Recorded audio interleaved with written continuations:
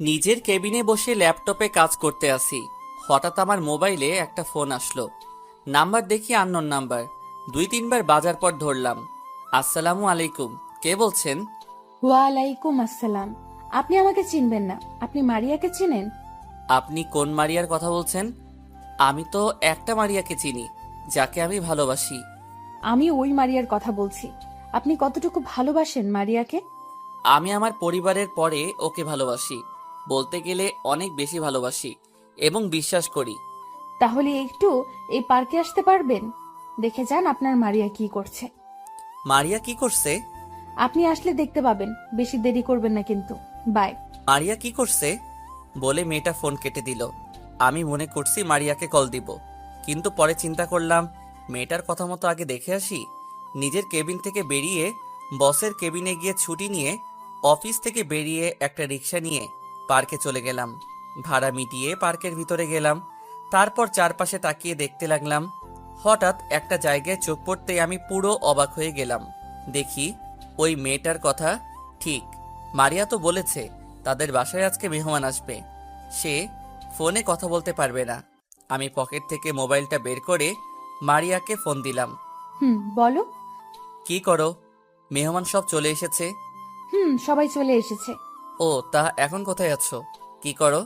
আমি এখন কিচেন রুমে আছি, সবার জন্য নাস্তা তৈরি করছি। আচ্ছা, আপনি কি একটু পিছনে তাকাতে পারবেন? হঠাৎ আপনি বলছো কেন? আর পেছনে কোথায় তাকাবো? আপনি যেখানে বসে আছো একটু পিছনে তাকান তো দেখি। মারিয়া আমার কথা শুনে পিছনে ফিরে তাকিয়ে দেখে আমি দাঁড়িয়ে আছি। মারিয়া বসা থেকে উঠে আমার কাছে আসতে চাইলে আমি পার্ক থেকে বেরিয়ে যাই। পার্ক থেকে বেরিয়ে একটা দোকান থেকে এক প্যাকেট সিগারেট আর একটা ম্যাচ নিয়ে বাসায় চলে আসি। রুমে ঢুকে একটার পর একটা সিগারেট টানতে লাগলাম। পার্ক থেকে বেরিয়ে আসার সময় মোবাইল বন্ধ করে রেখেছি। মারিয়া অনেকবার ডেকেছে আমাকে, আমি তার কোনো কথা না শুনে চলে আসলাম। হঠাৎ কলিং বেল বেজে উঠল। আমি উঠে গিয়ে দরজা খুলে দিলাম। দরজা খুলে দেখি মারিয়া দাঁড়িয়ে আছে। আপনি এখানে কেন আসছেন? আপনি এখান থেকে চলে যান। কোনো মিথ্যাবাদীর সাথে আমি কথা বলতে চাই না। রাসেল, তুমি আমাকে ভুল ভাবছো। আগে সত্যিটা শোনো। আমি আপনার কোনো কথা শুনতে চাই না। আপনি এখান থেকে চলে যান। রাসেল আমায়। তাকে কিছু বলতে না দিয়ে দরজা বন্ধ করে দিলাম। আমি রুমে এসে আবার সিগারেট টানতে লাগলাম। কি অপরাধ ছিল আমার? তুমি আমাকে এভাবে ধোঁকা দিলে। তুমি তো জানো আমি তোমাকে অনেক ভালোবাসি। কেন আমার ভালোবাসা নিয়ে মিথ্যা অভিনয় করেছিলে? কেন আমার কাছে মিথ্যা বলেছিলে? আমি তো কোনো দোষ করি নাই। তাহলে তোমাকে বিশ্বাস করাটা আমার অপরাধ ছিল। দেখতে দেখতে 2 দিন চলে গেল। এই 2 দিন অনেক কান্না করেছি। অফিসে পর্যন্ত যাইনি। আমি একটা ডিসিশন নিলাম, আমি থাকবো না আর এখানে। আমি গ্রামের বাড়িতে চলে যাব। এই 2 দিনে মারিয়া আবার এসেছে। আমি তার কোনো কথা না শুনে তাড়িয়ে দিলাম। সকালে ফ্রেশ হয়ে বাইরে এসে একটা রিক্সা নিয়ে অফিসে চলে গেলাম। সোজা নিজের কেবিনে চলে গেলাম। রিজাইন লেটার টাইপ করে বসের কেবিনে চলে গেলাম। আসতে পারি স্যার? আরে রাসেল, আসো বসো। স্যার এই নিন রিজাইন লেটার। আমি আর অফিসে চাকরি করব না। আগে বলো তোমার কি হয়েছে? 2 দিন অফিসে কেন আসোনি? আর চাকরি ছাড়বে কেন? অফিসে কারোর সাথে কিছু হয়েছে? না স্যার, অফিসে কারোর সাথে কিছু হয়নি। আমি এমনি চাকরি ছেড়ে দিচ্ছি। রাসেল, আমি জানি তুমি অনেক ভালো ছেলে। অফিসে তুমি নিজের মতো কাজ করো। আমাকে প্লিজ সত্যি করে বলো কি হয়েছে। ঠিক আছে বলছি, আমি একটা মেয়েকে ভালোবাসি। মেয়েটাও আমাকে ভালোবাসে। তার সাথে আমার 1 বছরের সম্পর্ক। তার সাথে ফেসবুকে পরিচয় হয়। কথা বলতে বলতে দুজন দুজনকে ভালোবেসে ফেলি। 6 মাস আগে দুইজনই দেখা করি। তারপর থেকে তার সাথে আরো ভালো সম্পর্ক হয়ে যায়। এভাবে চলছিল আমাদের ভালোবাসা। কিন্তু হঠাৎ 2 দিন আগে আমার মোবাইলে একটা কল আসে। তারপর সব খুলে বললাম। বুঝতে পারছি, হয়তো তোমার থেকে ভালো কাউকে পেয়েছে, তাই বলে তুমি চাকরি ছেড়ে দিবে? আমি তোমাকে অফিস থেকে যেতে দিব না। এই অফিসে কাজ না করো, তবে আমার নোয়াখালী যে অফিস আছে সেটাই তুমি কাজ করো। প্লিজ রাসেল, তুমি চাকরি ছেড়ে যেও না। ঠিক আছে স্যার, আমি আপনার নোয়াখালী অফিসে কাজ করব। আমি আজকে রওনা দিতে চাই। ঠিক আছে, আমি ওখানে ম্যানেজারের সাথে কথা বলে বলছি। আর তোমাকে একটা ফ্ল্যাট দেওয়া হয়েছে। এখন থেকে তুমি ওই বসের দায়িত্ব পালন করবে। আমি মাঝে মাঝে গিয়ে হিসেব নিয়ে আসবো। আর তুমি তো গাড়ি চালাতে পারো, তাই তোমাকে অফিস থেকে একটা গাড়ি দেওয়া হবে। তুমি আজকে না গিয়ে কালকে সকালে যাও। ওকে স্যার, তাহলে আমি এখন বাসায় গিয়ে সব কিছু গুছিয়ে রাখি। ঠিক আছে, যাও। আমি বসের কেবিন থেকে বেরিয়ে অফিসের সবার কাছ থেকে বিদায় নিয়ে বাহিরে চলে আসলাম। একটা রিক্সা নিয়ে রেস্টুরেন্টে গিয়ে খাবার খেয়ে বাসায় চলে আসলাম। অনেকক্ষণ বকবক করে গেছি, এখনো পরিচয় দেই নাই। আমি রাসেল, বর্তমানে একটা অফিসে চাকরি করি। পরিবারের সবাই আছে, কিন্তু একটা ছুরির দায়ে ঘর বের করে দিছে আমাকে আজ 2 বছর আগে। তারপর ঢাকায় চলে আসি। তারপর একটা হোটেলে কাজ নেই। একদিন একটা পত্রিকায় চাকরির বিজ্ঞপ্তি দেখি, তারপর ইন্টারভিউ দিতে চলে যাই। আল্লাহর রহমতে চাকরিটা হয়ে যায়। আমি আবার গল্প লিখি। তখন মারিয়ার সাথে পরিচয় হয় 1 বছর থেকে। তারপর কি হলো সবই তো জানেন। অফিসের বস আমার কাজ দেখে অনেক খুশি হয়, তাই আমাকে তিনি ছাড়তে চান না। আর কিছু জানা লাগবে না, গল্পের সাথে থাকুন, সব জানতে পারবেন। পরের দিন সকালে ঘুম থেকে উঠে ফ্রেশ হয়ে বাইরে এসে নাস্তা করে বাসায় চলে আসি। বাসার সামনে এসে দেখি বস গাড়ি পাঠিয়ে দিছে। ড্রাইভার আমার কাছে চাবি দিয়ে চলে গেছে। আমি বাসার ভিতরে ঢুকে জামা কাপড়ের ব্যাগটা নিয়ে গাড়িতে রাখলাম। দারোয়ানের কাছে বাসার চাবি দিয়ে গাড়িতে উঠলাম। এই বাসাটায় বস আমাকে থাকতে দিয়েছে। আমি গাড়ি চালিয়ে নোয়াখালীর উদ্দেশ্যে রওনা দিলাম।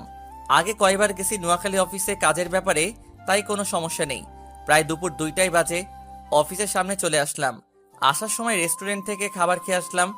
গেট দিয়ে ঢুকে গাড়ি পার্কিং করে অফিসের ভিতরে চলে গেলাম। ভিতরে ঢুকে সোজা ম্যানেজারের কেবিনে চলে গেলাম। ভিতরে আসতে পারি? আরে আসুন স্যার, আপনার আমার কেবিনে আসতে অনুমতি লাগবে? আমি ভিতরে ঢুকে চেয়ারে গিয়ে বসলাম। একটা কথা বলি আপনাকে, আমাকে স্যার না বলে নাম ধরে ডাকবেন। আমি আপনার ছেলের মতো। তুমি অনেক ভালো ছিলে, চলো তোমাকে তোমার কেবিনে নিয়ে যাই। এখন আমি বাসায় যাব। 2 দিন পর থেকে নিয়মিত অফিসে আসব। আপনি আমাকে নতুন ফ্ল্যাটে নিয়ে যান। ঠিক আছে, আমি তোমাকে নতুন বাসায় নিয়ে যাচ্ছি। তারপর ম্যানেজার অফিসের সবাইকে বলে আমার সাথে অফিস থেকে বেরিয়ে আসলো। গাড়িতে উঠে নতুন বাসায় যেতে লাগলাম।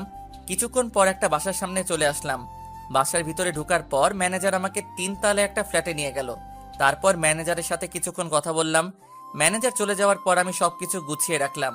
রাতে বাহির থেকে খাবার খেয়ে রুমে চলে আসলাম। পরের দিন সকালে ঘুম থেকে উঠে ফ্রেশ হয়ে গাড়ি নিয়ে বাহিরে চলে আসলাম। একটা রেস্টুরেন্টে ঢুকে নাস্তা করে নিলাম। রেস্টুরেন্ট থেকে বেরিয়ে আসতেই হঠাৎ একটা পিচ্চি মেয়ে সামনে আসলো। ভাইয়া, কয়টা টাকা দেন না, অনেক ক্ষুধা লাগছে। কালকে থেকে এখনো কিচ্ছু খাইনি। তুমি ভিক্ষা করো কেন? তোমার আব্বু আম্মু কোথায়? ভাইয়া, আমার আব্বু নেই। আমাকে আর আম্মুকে রেখে কোথায় যেন চলে গেছে। আম্মু মানুষের বাসায় কাজ করে। আজ 2 দিন আম্মু অসুস্থ, তাই ঘরে কোনো খাবার নেই। তোমার নাম কি? থাকো কোথায়? ভাইয়া, আমার নাম রাইসা। আমরা বস্তিতে থাকি। ঠিক আছে, আমাকে তোমাদের বাসায় নিয়ে চলো। ভাইয়া, কয়টা টাকা দেন, অনেক ক্ষুধা লাগছে। আম্মু এখনো কিচ্ছু খায়নি, ওষুধও নয়। আমি কি বলবো, বলার কোনো ভাষা নেই। হায় রে মানুষ, এখন মেয়েটার পড়ালেখা করার সময়, এখন সে রাস্তায় ভিক্ষা করছে। আমি আর কোনো কথা না বলে রাইসাকে নিয়ে রেস্টুরেন্টে ঢুকে গেলাম। রাইসার জন্য খাবার অর্ডার করলাম। কিছুক্ষণ পর খাবার দিয়ে গেল। রাইসা কিছু খাবার খেয়ে বাকিটা একটা পলিথিনে ঢুকাতে গেলে আমি বললাম, তুমি খাবার পলিথিনে ঢুকাও কেন? ভাইয়া, আম্মু তো এখনো কিচ্ছু খায়নি, তাই আম্মুর জন্য বাকি খাবারগুলো নিয়ে যাচ্ছি। তোমার আম্মুর জন্য যাওয়ার সময় খাবার নিয়ে যাব, আগে তুমি খেয়ে নাও। রাইসা আর কোনো কথা না বলে খাবার খেতে লাগলো। কি সুন্দর করে রাইসা খাবার খাচ্ছে, আর তার আব্বু এমনটা মেয়েকে রেখে চলে গেল। রাইসার খাওয়া শেষ হলে তাকে নিয়ে গাড়িতে উঠলাম। রাইসার আম্মুর জন্য খাবার নিয়ে নিলাম। রাইসাকে নিয়ে বস্তিতে যেতে লাগলাম। কিছুক্ষণ পর একটা বস্তিতে চলে আসলাম। গাড়ি খাবারের প্যাকেট নিয়ে রাইসার সাথে বস্তির ভিতরে চলে গেলাম। ভিতরে ঢুকে একটা রুমে ঢুকলাম। রুমটা প্লাস্টিক দিয়ে বানানো।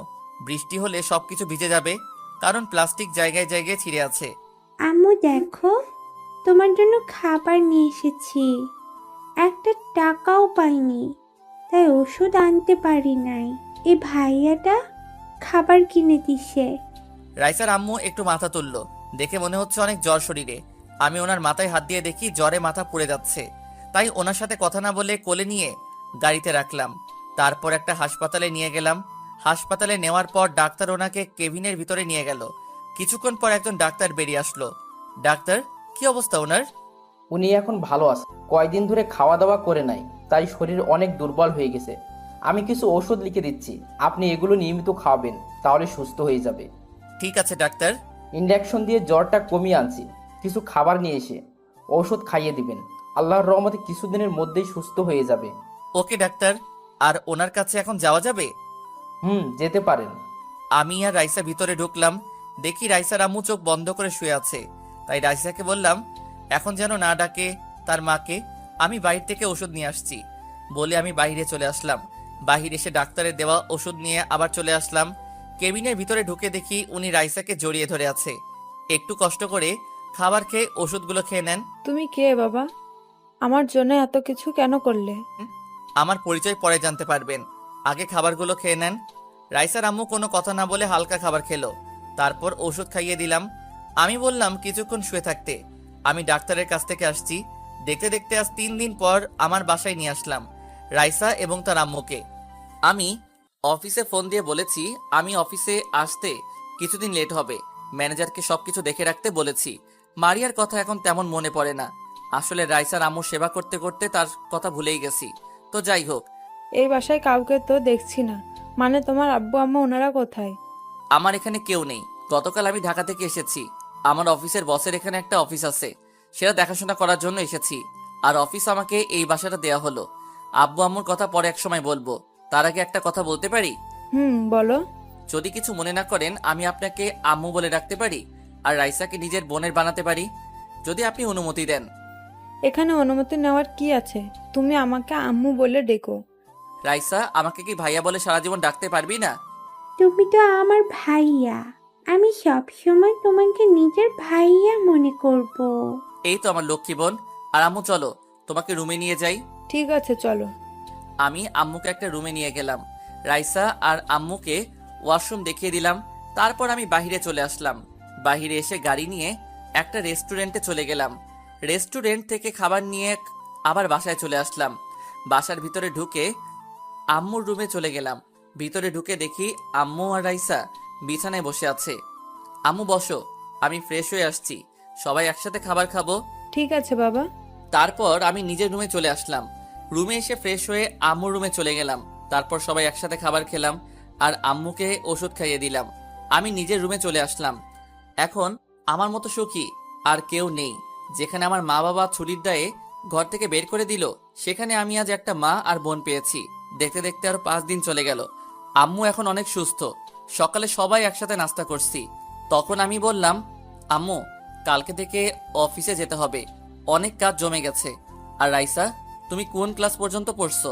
ভাইয়া, আমি ক্লাস 4র্থ শ্রেণী পর্যন্ত পড়েছি। আজ 1 মাসের মতো পড়ি না, কারণ আম্মু ঠিকভাবে টাকা দিতে পারতো না। রাইসার কথা শুনে আম্মু চোখের পানি চলে আসছে। আমি আম্মুর চোখের পানি মুছে দিয়ে বললাম, আম্মু কান্না করো না, আমি এখন থেকে আমার বোনকে পড়ালেখা করাবো। তুমি শুধু আমার আর রাইসার জন্য দোয়া করবে। আমি কি কখনো তোদের বদদোয়া করতে পারি? তুই ছাড়া এখন আমাদের কে আছে? কেউ কি এভাবে রাস্তা থেকে তুলে এনে বাসায় থাকতে দেয়? আমি তোদের জন্য মরার আগ পর্যন্ত দোয়া করে যাব। ঠিক আছে আম্মু, আর আজকে একটা কাজের মহিলা আসবে। কাজের মহিলা কেন? তো বাসার কাজ করতে হবে না? আমাদের জন্য খাবার রান্না করা লাগবে না? আমি যতদিন বেঁচে আছি ততদিন কোনো কাজের লোকের দরকার নেই। আমি এখন থেকে বাসা দেখে রাখবো, তুই শুধু বাজার করে নিয়ে আসিস। ভাইয়া, এত কিছু কি এনেছিস? কিছু আমার কাছে দে, তোর অনেক কষ্ট হচ্ছে। আমার কোনো কষ্ট হচ্ছে না, আমি পারবো নিতে। ঠিক আছে, এই ছোট ব্যাগ দুটো আমার কাছে দে। আমি আর কিছু বললাম না। রাইসার হাতে 2টা ব্যাগ দিয়ে ভিতরে ঢুকলাম। আম্মু রুম থেকে বেরিয়ে আসলো। তোমার জন্য কয়েকটা শাড়ি এনেছি, দেখো তো তোমার পছন্দ হয়েছে নাকি, না হলে সমস্যা নেই, দোকানদার বলল ফিরিয়ে নিবে। আরে আমার অনেক পছন্দ হয়েছে। তুই এত শাড়ি আনতে গেলি কেন? কত টাকা খরচ হয়েছে? আরে আম্মু, টাকার কথা তোমাকে ভাবতে হবে না, তোমাদের নিয়ে সারা বছর খেলেও আমার টাকা শেষ হবে না। আর এই নাও, ফলগুলো ফ্রিজে রেখে দাও, তুমি আর রাইসা এগুলো খাবে। আম্মু আর কোনো কথা না বলে ফলগুলো আর কাপড় নিয়ে রুমে চলে গেল। কিছুক্ষণ পর আমার কাছ থেকে বাজারগুলো নিয়ে গেল। হঠাৎ রাইসার দিকে তাকিয়ে দেখি মুখ বেজার করে বসে আছে।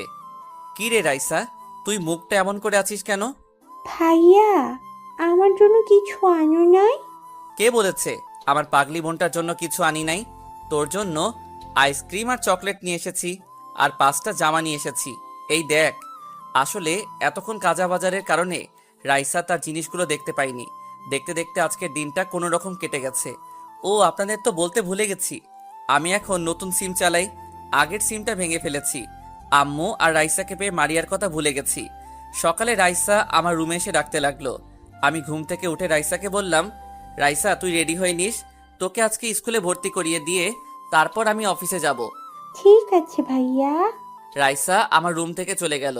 আমি বিছানায় বসে না থেকে ওয়াশরুমে ঢুকে ফ্রেশ হয়ে অফিসের জন্য রেডি হয়ে নিচে চলে আসলাম।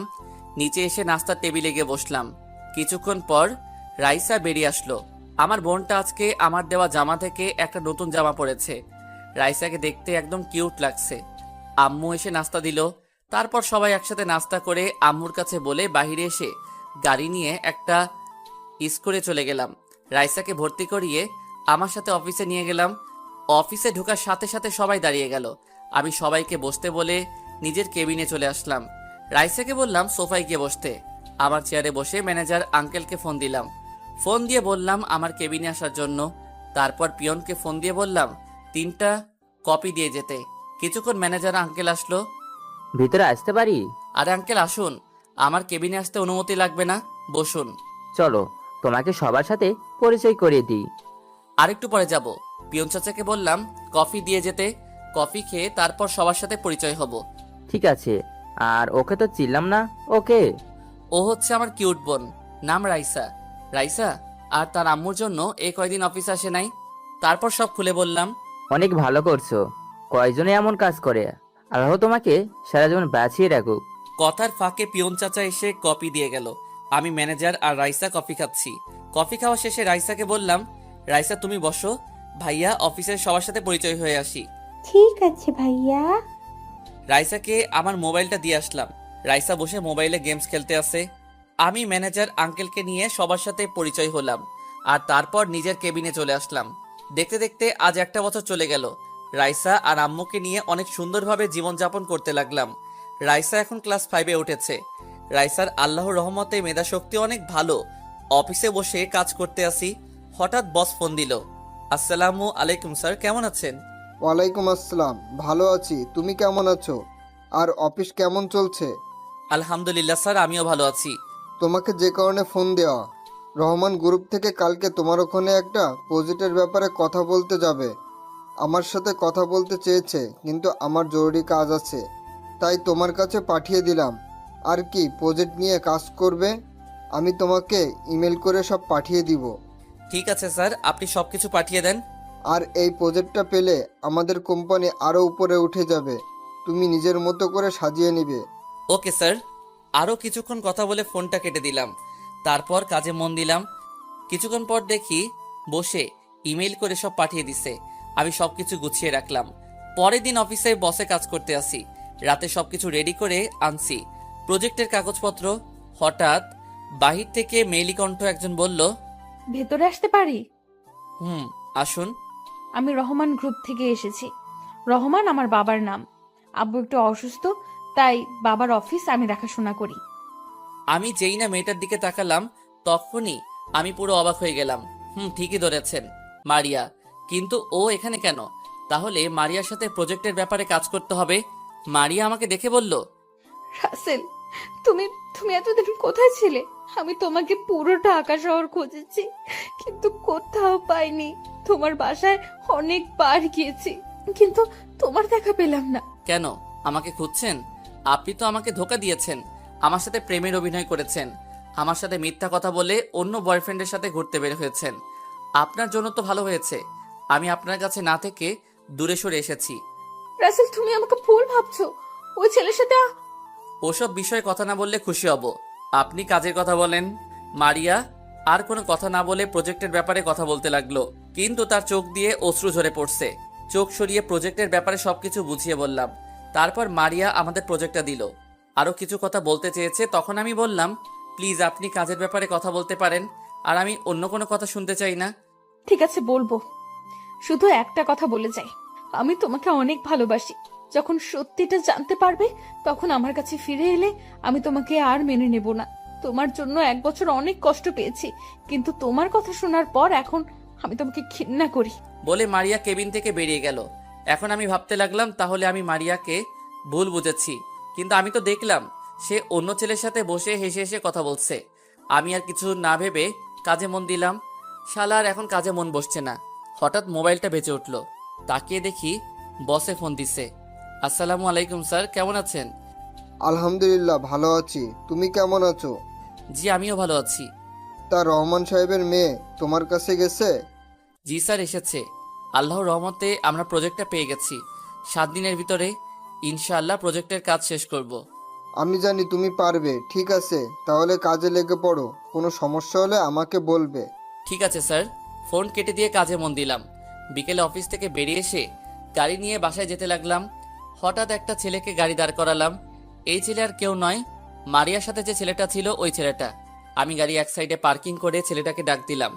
ছেলেটা আমার সামনে আসার পর বলল, আপনাকে কোথায় যেন দেখেছি, কিন্তু মনে পড়ছে না। তুমি আমাকে পার্কে দেখেছো আজ 1 বছর আগে, যখন তুমি মারিয়ার সাথে পার্কে ছিলে। ও, তার মানে আপনি রাসেল। মারিয়ার মুখে অনেকবার আপনার কথা শুনেছি, কিন্তু কখনো দেখিনি। কেন? আমার ছবি তো মারিয়ার মোবাইলে ছিল। মারিয়া তো ওই দিক আপনাকে অনেকবার ডেকেছে, কিন্তু আপনি তার কোনো কথা না শুনে চলে গেলেন। তখন মারিয়া রাগ করে মোবাইল আছাড় মেরে ভেঙে ফেলে। ও, তা তোমাদের ভালোবাসা কেমন চলছে? মারিয়া তোমাকে অনেক ভালোবাসে তাই না? কিন্তু আমাকেও মেরেছে, কিন্তু সেটা আমার সাথে অভিনয় করবে সেটা কখনোই ভাবতে পারি নাই। আমি মারিয়াকে ভালোবাসি না, মারিয়া আমার মামাতো বোন। ওই দিন আমরা তাদের বাসায় আসি, বাসায় একা একা ভালো লাগছে না, তাই মারিয়াকে বলি বাইরে থেকে ঘুরে আসি। মারিয়া আসতে চাইছিল না, কিন্তু আমার জোরাজুরিতে পরে আসলো। কিন্তু আপনি মারিয়াকে ভুল ভাবছেন। মারিয়া এখনো আপনাকে ভালোবাসে, আপনার পথ চেয়ে এখনো কাউকে বিয়ে করে নাই। কি বলছো তুমি? তাহলে আমি মারিয়াকে এতদিন ভুল বুঝে আসছি। তাহলে আমাকে একটা দিন ফোন দিয়ে বলতো, বললেই তো আর এত কিছু হতো না। এরকম একটা ভুলের কারণে 1 বছর তার থেকে দূরে ছিলাম। ও কি এখন আমাকে মেনে নিবে? আমি বলি কি, আপনি ওর কাছে গিয়ে ক্ষমা চেয়ে আপন করে নেন। যদি আপনাকে সত্যি ভালোবাসে তাহলে আপন করে নিবে। ঠিক আছে, কিন্তু এখনো তোমার নামটা জানা হলো না। আমি আকাশ, পড়াশোনা শেষ করে আব্বুর অফিসে দেখাশোনা করছি। নোয়াখালীতে এসেছি অফিসের একটা কাজের ব্যাপারে। কাজ শেষ করে ড্রাইভারের জন্য অপেক্ষা করছি, হঠাৎ আপনি ডাক দিলেন। তুমি আমাকে নাম ধরে ডেকো, আমরা তো সমবয়সী। সরি। সরি কেন? তোমাকে আর মারিয়াকে ভুল বোঝার কারণে। এখানে সরি বলার কিছু নেই। আপনার জায়গায় আমি থাকলে এই কাজটি করতাম। আচ্ছা ঠিক আছে, চলো দুজনে কফি খেতে খেতে কথা বলি। এখন আমার বাসায় যেতে হবে, অন্য একদিন খাবো, এখন আসি। ঠিক আছে যাও, তবে যাওয়ার আগে একটা কথা বলে যাও। মারিয়া কি সবসময় অফিসে থাকে? হুম। বলে আকাশ চলে গেল। আমি আর দাঁড়িয়ে না থেকে গাড়ি বাসায় যেতে লাগলাম। তার মানে মারিয়ার সঙ্গে আকাশের কিছু নেই। আমি এতদিন ভুল বুঝে দূরে ছিলাম, মারিয়াকে একটা কথা বলার সুযোগ দেয়নি। যদি মারিয়ার কথাগুলো শুনতাম তাহলে এত কিছু হতো না। না, আমি আর ভাবতে পারছি না।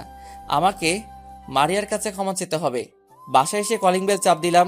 কিছুক্ষণ পর রাইসা এসে দরজা খুলে দিল। কি রে ভাইয়া, তুই আজকে আসতে তো দেরি হলো কেন? আর চেহারা কেমন জানি দেখা যাচ্ছে, কি হয়েছে তোর? রাস্তায় একটা কাজ ছিল, শেষ করে আস্তে আস্তে একটু লেট হয়ে গেছে। আর কাজ করে আসছি তো, তাই চেহারা এমন দেখা যাচ্ছে। ফ্রেশ হলে সব ঠিক হয়ে যাবে। ঠিক আছে, ভিতরে আয়। আমি ভিতরে ঢুকে নিজের রুমে চলে গেলাম।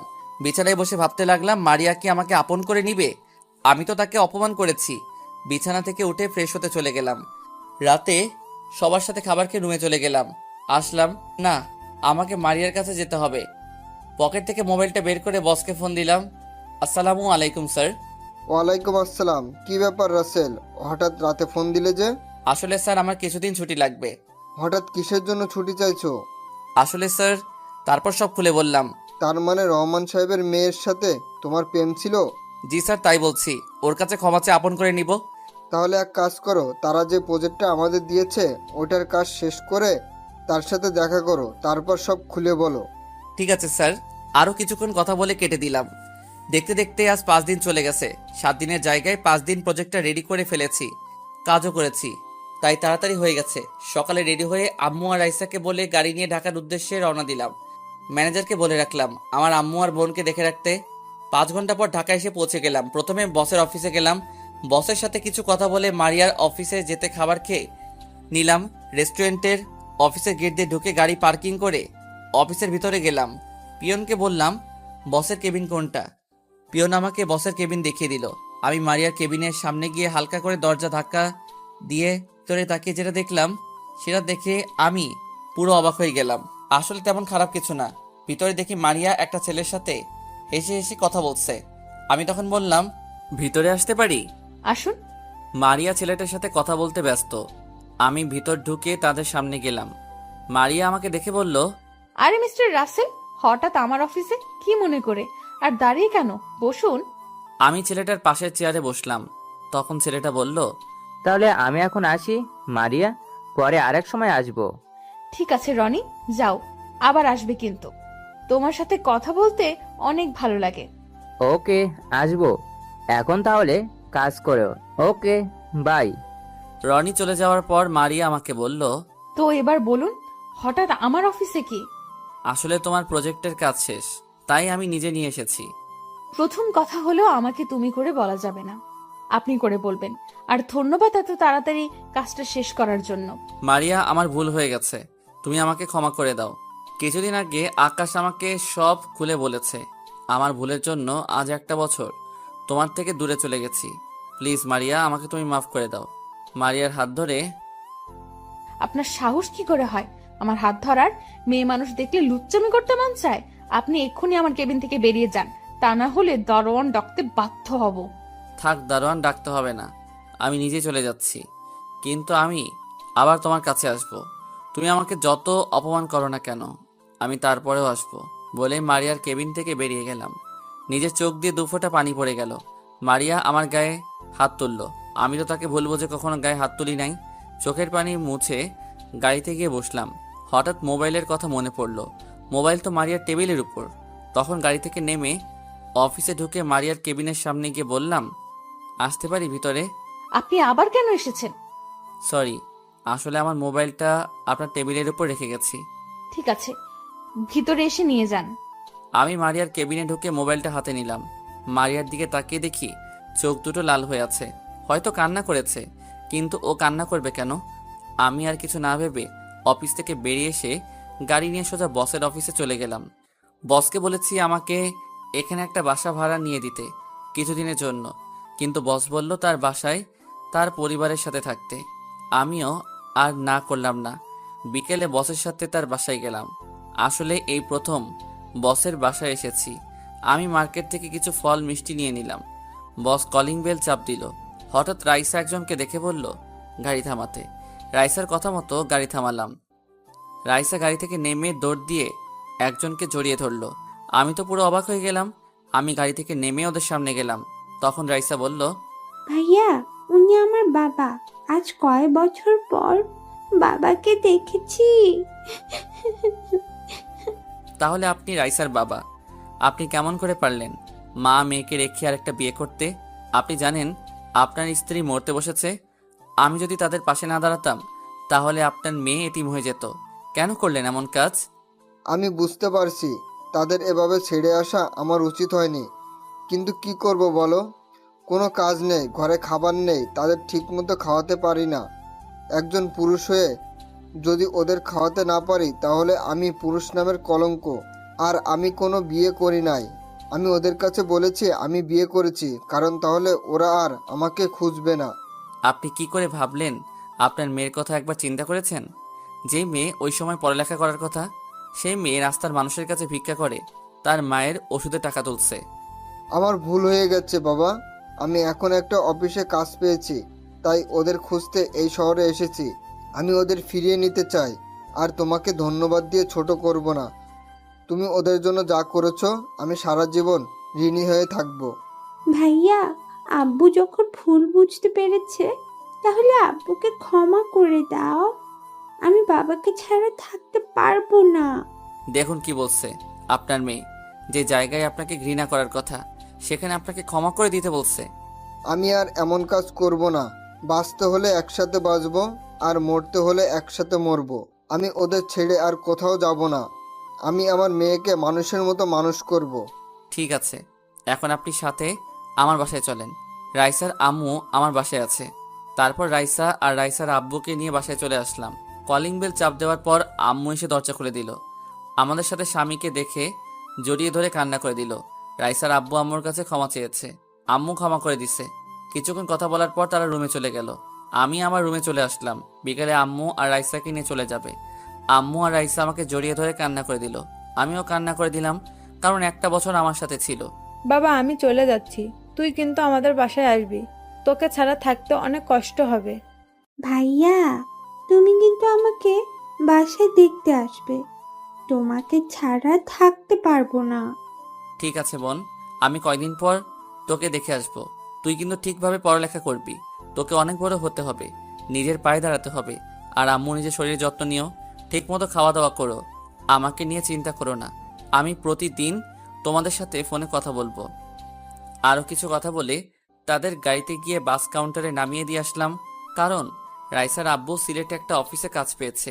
তাদের বিদায় দিয়ে বাসায় চলে আসলাম। বাসায় আসার পর বাসাটা কেমন খালি খালি লাগছে। লাগবে না কেন? এতদিন রাইসা আম্মুকে নিয়েছিলাম। চোখ দিয়ে পানি পড়তে লাগলো। তারা যাওয়ার সময় 5 লাখ টাকা সাথে দিছি। এসব টাকা আমার জমানো। আজ 2 দিন পর দুলাভাই, আপু, আমি একসাথে নিজের বাড়িতে যাচ্ছি। রাইসা আর আম্মুর সাথে প্রতিদিন কথা হয়। তারা এখন অনেক ভালো আছে। রাইসাকে ওখানে একটা স্কুলে ভর্তি করিয়ে দিছে। দীর্ঘ 5 ঘন্টা পর নিজের শহরে এসে পৌঁছে গেলাম। নিজের শহরের নাম বলবো না, যদি সবাই চলে আসেন। আগের থেকে অনেক পরিবর্তন হয়ে গেছে নিজের শহরটা। বাসার সামনে এসে দেখি আগে দারোয়ান চাচাই আছে। বাসার ভিতরে ঢুকে গাড়ি থেকে নামলাম। দারোয়ান চাচা আমাকে জড়িয়ে ধরে কান্না করে দিল। উনি অনেক ভালো মানুষ। আমি বাড়ি থেকে বেরিয়ে আসার সময় অনেকবার আটকাতে চেয়েছে। ওনার সাথে কিছুক্ষণ কথা বলে দরজার সামনে এসে কলিং বেল চাপ দিল আপু।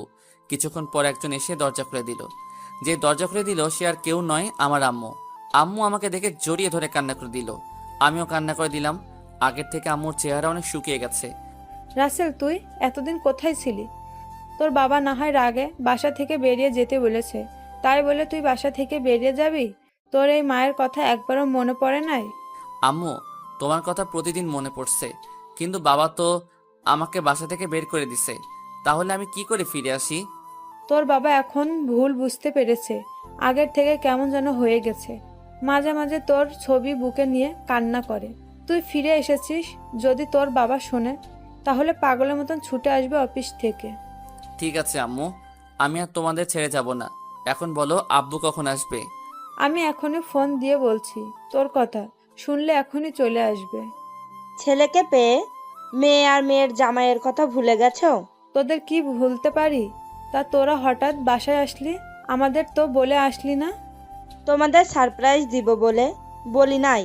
আর রাসেলকে আমি কিছুদিন আগেই পেয়েছি, কিন্তু রাসেল বাসায় বলতে মানা করেছে তোমাদের সারপ্রাইজ দিব বলে। মানে তুই রাসেলকে কিভাবে ফেলি? তাহলে শোন। তারপর আপু সব খুলে বলল। আর এটাও বলেছে আমি এতদিন দুলাভাইয়ের অফিসে কাজ করেছি। কি, আমাদের এত কাছে থাকার পরেও তাকে দেখতে পাইনি? তা জামাই বাবাজি কেমন আছো? আলহামদুলিল্লাহ আম্মু, ভালো আছি। তুমি কেমন আছো? আর কেমন আছে? সবাই ভালো আছে। এবার সবাই ভিতরে আসো। সবাই ভিতরে গেলাম। বাসাটা আগের মতোই আছে। আম্মু আমাকে নিজের রুমে যেতে বলল। আমার রুমে এসে দেখি রুমটা আগের মতোই আছে। তারপর ওয়াশরুমে ঢুকে গোসল করে নিলাম। গোসল শেষ করে ওয়াশরুম থেকে বেরিয়ে সামনে দেখে আব্বু দাঁড়িয়ে আছে। সাথে সাথে আমাকে জড়িয়ে ধরলো। রাসেল বাবা, তুই আমাকে ক্ষমা করে দে। টাকার নেশার কারণে তোর গায়ে হাত তুলেছি। তোকে ঘর থেকে বের করে দিয়েছি। বিশ্বাস কর, তোকে বের করে দেওয়ার পর আমি একটুও ভালো থাকতে পারি নাই। আমি বুঝতে পেরেছি টাকা হলে সব কিছু হয় না। তুই আমাকে মাফ করে দে। আব্বু, এটা তুমি কি করছো? বাবা হয়ে ছেলের কাছে ক্ষমা চেতে হয় না। তোমার উপর অভিমান ছিল, তাই এতদিন দূরে ছিলাম। এখন কোনো অভিমান নেই। আরও কিছুক্ষণ কথা বলে বাবার সাথে নিচে আসলাম। সবাই একসাথে খাবার খেতে বসলাম। আম্মু আমাকে নিজের হাতে খাইয়ে দিল। তারপর রুমে এসে রাফিকে ফোন দিলাম। কেমন আছিস রাফি? আলহামদুলিল্লাহ ভালো আছি। তুই কেমন আছিস? আমিও ভালো আছি। এখন বল, তোর আব্বু আম্মু কেমন আছে? আর এখন তুই কোথায় আছিস? আব্বু আম্মু অনেক ভালো আছে। আর আমি এখন বাসায় আছি। অফিসে তেমন কাজ ছিল না, তাই লাঞ্চ টাইমে ছুটি হয়ে গেছে। কেন বলতো? কারণ আমি বাড়িতে এসেছি। তাই বললাম, আচ্ছা এখন ঘুমাবো, বিকেলে তোর সাথে দেখা করব। তুই আমাদের কলেজের সামনে চলে আসিস। কি সত্যি? ঠিক আছে, তুই বাসা থেকে বেরিয়ে আসলে ফোন দিস। ঠিক আছে বলে ঘুমিয়ে গেলাম। আপনারা হয়তো ভাবছেন মারিয়ার কথা ভুলে গেছি। আসলে তাকে এখনো ভুলতে পারি নাই। ভুলার চেষ্টা করেছি কিন্তু ভুলতে পারছি না। জীবনে পারবো কিনা বলতে পারি না, তবে তাকে ভুলে যাওয়ার চেষ্টা করতে হবে। ওর মতো মেয়েকে কখনো ভালোবাসা যায় না। বিকেলে ঘুম থেকে উঠে ফ্রেশ হয়ে নিচে আসলাম। নিচে এসে দেখে আব্বু আম্মু আপুদুল্লাহ ভাই সবাই সোফায় বসে কফি খাচ্ছে আর গল্প করছে। তাতে বোঝা যাচ্ছে অনেক খুশি। খুশি হওয়ার কারণ আমি 3 বছর পর ছেলে ফিরে এসেছে। আমি সোজা গিয়ে আম্মুর পাশে বসলাম। কিরে বাবা, তোর ঘুম ভেঙেছে? তুই জার্নি করে আসছিস, তাই তোকে ডাকি নাই। আম্মু ভেঙেছে। আমি এখন একটু বাইরে যাব। এখন কোথায় যাবি? আর গাড়ি নিয়ে যাবি নাকি তোর বাইক নিয়ে যাবি? আব্বু গাড়ি নিব না, বাইক নিয়ে যাব। আর আমি রাফির সাথে দেখা করতে যাচ্ছি। ঠিক আছে যা, আর সাবধানে যাস। ওকে আম্মু। বাসা থেকে বেরিয়ে বাইক নিয়ে কলেজের সামনে যেতে লাগলাম। বাইকটা পরিষ্কার ছিল, মনে হয় দারোয়ান চাচা পরিষ্কার করে রাখে। কিছুক্ষণ পর কলেজের সামনে চলে আসলাম। আসার সময় রাফিকে ফোন দিয়ে এসেছি। কিছুক্ষণ পর দেখি রাফি বাইক নিয়ে আমার সামনে আসলো। বাইক আগেরটা অনেক পুরনো হয়ে গেছে। রাফি বাইক থেকে নেমে আমাকে জড়িয়ে ধরলো। কেমন আছিস? আর হঠাৎ করে আসলি? আমাকে তো একটা বার বললি না। তোকে না, বাসার কাউকে বলি নাই। সবাইকে সারপ্রাইজ দিব বলে বলি নাই। তা তোর অবস্থা বল, অফিসে কাজ কেমন চলছে? আলহামদুলিল্লাহ ভালো। তারপর আরো কিছুক্ষণ কথা বলে দুজনে বাইকটা শোরুমের রুমে চলে আসলাম। রাফি আমাকে জিজ্ঞেস করছে এখানে কেন এসেছি। আমি তাকে কিছু বলি নাই। তারপর শোরুমে ঢুকে একটা দামি বাইক কিনলাম। বাইকের নাম বলতে পারবো না, কারণ জীবনে কখনো বাইক চালাই নাই, তাই নামও জানি না।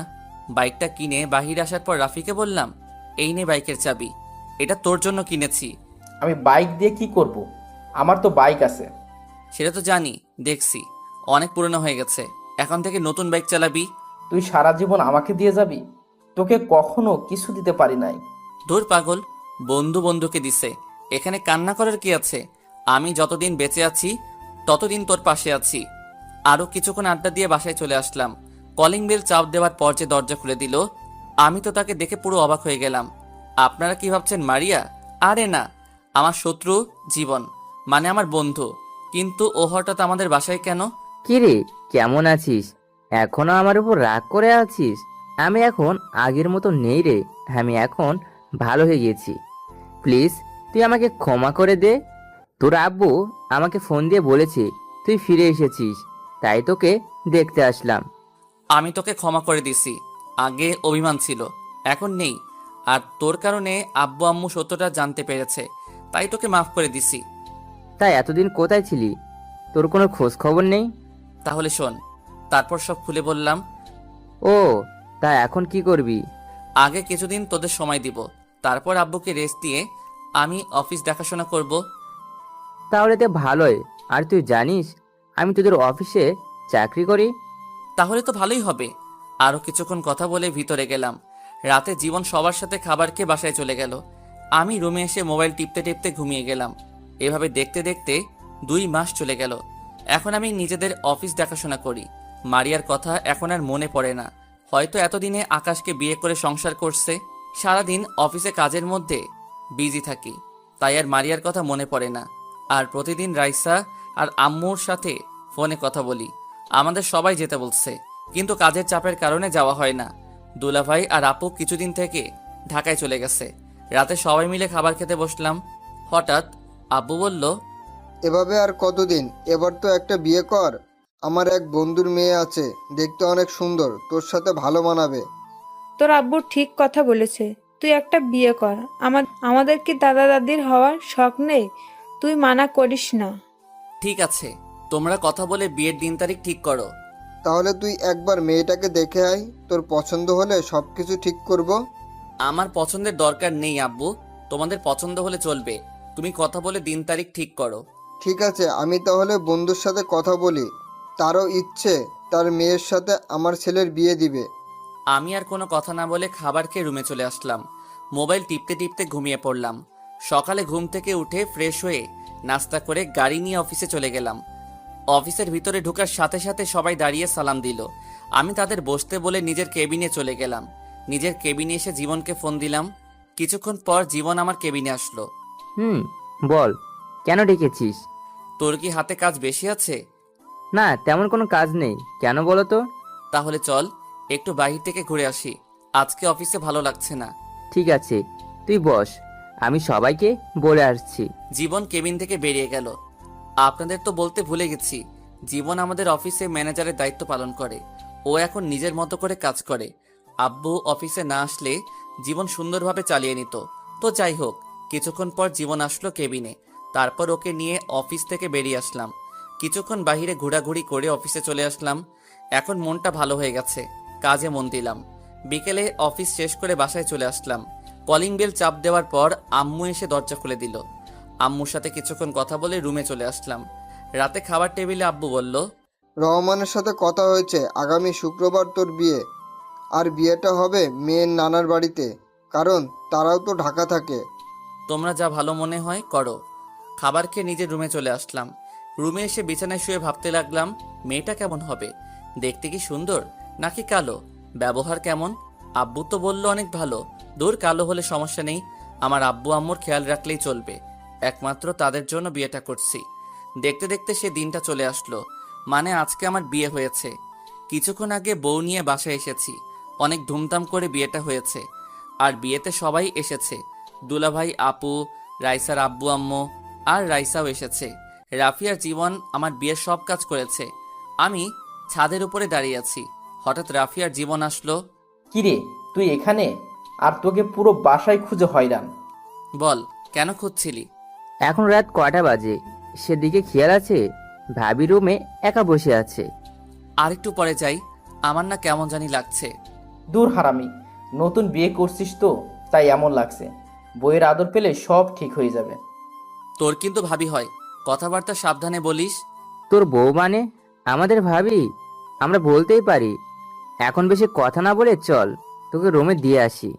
তারপর আর কি, দুই হারামি আমাকে জোর করে নিচে এনে রুমে ঢুকিয়ে দিয়ে বাহির থেকে দরজা লাগিয়ে দিল। আমিও ভিতর থেকে লাগিয়ে দিলাম। আমি রুমে ঢুকে দেখি দুই হারামি অনেক সুন্দর করে বাসরঘর সাজিয়েছে। বিছানার মাঝখানে বউ ঘোমটা দিয়ে বসে আছে। কিন্তু অবাক করার বিষয় হলো, শুনেছি বাসর করে বউ জামাইয়ের পা ধরে সালাম করে, কিন্তু এই মেয়ে তো কিছুই করছে না। হয়তো ঢাকা থাকে তো, তাই এসব মনে হয় জানে না। কিন্তু শাশুড়ি আম্মা শিখিয়ে দেয় নাই। আমি আস্তে আস্তে বিছানার সামনে গেলাম। যাওয়ার পর হঠাৎ মেয়েটা যেটা বলল, আমি তো মোটেও প্রস্তুত ছিলাম না। আপনি আমার ধারে কাছেও আসবেন না, আমি আপনাকে স্বামী মানতে পারবো না। আমি একটা ছেলেকে ভালোবাসি। তাহলে আমাকে বিয়ে করলেন কেন? আমি এ বিয়ে করতে চাইনি, কিন্তু বাবা আমাকে বলেছে এ বিয়ে না করলে তার মরা মুখ দেখতে হবে, তাই এই বিয়েটা করতে রাজি হয়েছি। তাই বলে আপনি আমার জীবনটা এভাবে নষ্ট করে দিবেন? আরে ভালো তো আমিও একজনকে বাসতাম, কিন্তু আমার একটা ভুলের কারণে সেই মেয়েটা অন্য ছেলেকে ভালোবাসলো। আমি এত কিছু শুনতে চাই না। আমি আপনাকে কিছুদিন পর ডিভোর্স দিয়ে দেব। আপনি আমার ধারে কাছেও আসার চেষ্টা করবেন না। ঠিক আছে, শুধু একটা কথা বলবো, যতদিন আপনি এই বাড়িতে থাকবেন ততদিন আব্বু আম্মুর সাথে ভালো ব্যবহার করবেন। আমি নিজেই আপনাকে আপনার ভালোবাসার মানুষের কাছে দিয়ে আসবো। এখন আপনি ঘুমিয়ে যান। আপনি ঘুমাবেন কোথায়? আমাকে নিয়ে আপনার টেনশন করতে হবে না, আমি সোফায় ঘুমাবো। আপনি একটা বালিশ আর কম্বল দেন। মেয়েটা আমাকে একটা বালিশ আর কম্বল দিল। আমি বালিশ আর কম্বল সোফায় রেখে বেলকনিতে চলে আসলাম। আমার সাথে এটা কি হয়ে গেল? ভেবেছি বিয়ে করে নতুন জীবন শুরু করব, অতীত সব ভুলে যাব। আগে মারিয়া আমাকে কষ্ট দিছে, তাকে ভুলতে অনেক কষ্ট হয়েছে। কিন্তু হঠাৎ যদি নতুন বলে সে অন্য কাউকে ভালোবাসে, তখন নিজের কাছে কেমন লাগে। ও, আপনাদের তো বলতে ভুলে গেছি, আমি এখনো পর্যন্ত মেয়েটার চেহারা দেখি নাই, কারণ মেয়েটা ঘুমটা পড়া অবস্থায় আমার সাথে কথা বলেছে। কিছুক্ষণ বেলকনিতে থেকে রুমে এসে সোফায় শুয়ে পড়লাম। ঘুম কি আর আসে? এসব কিছু ভাবতে ভাবতে কখন ঘুমিয়ে গেলাম। সকালে হঠাৎ কে যেন দরজা ধাক্কাতে লাগলো, সাথে সাথে আমার ঘুমটা ভেঙে গেছে। সোফা থেকে উঠে দরজা খুলে বললাম, দরজা খুলে দেখি রাইসা। ভাইয়া, তোমরা এখনো ঘুম যাও। আম্মু বলেছে তোমাকে আর ভাবিকে নিচে যেতে। ঠিক আছে আপু, তুই যা, ভাইয়া তোর ভাবিকে নিয়ে আসছি। তাড়াতাড়ি আসবে কিন্তু। রাইসা চলে গেল। আমি বিছানার সামনে এসে মেয়েটাকে ডাকতে লাগলাম। মেয়েটার চেহারা এখনো দেখা যাচ্ছে না। মেয়েটা এখনো বিয়ের শাড়ি পরে আছে।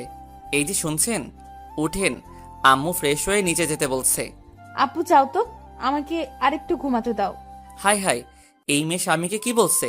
মনে হয় তার বাবা প্রতিদিন সকালে ঘুমটা ভাঙিয়ে দেয়, তাই তার বাবা মনে করছে। ওই, আপনার বাবা এখানে কোথায় থেকে আসবে? আমি আপনার বিয়ে করা স্বামী। গতকাল যে বিয়ে করছেন মনে নেই?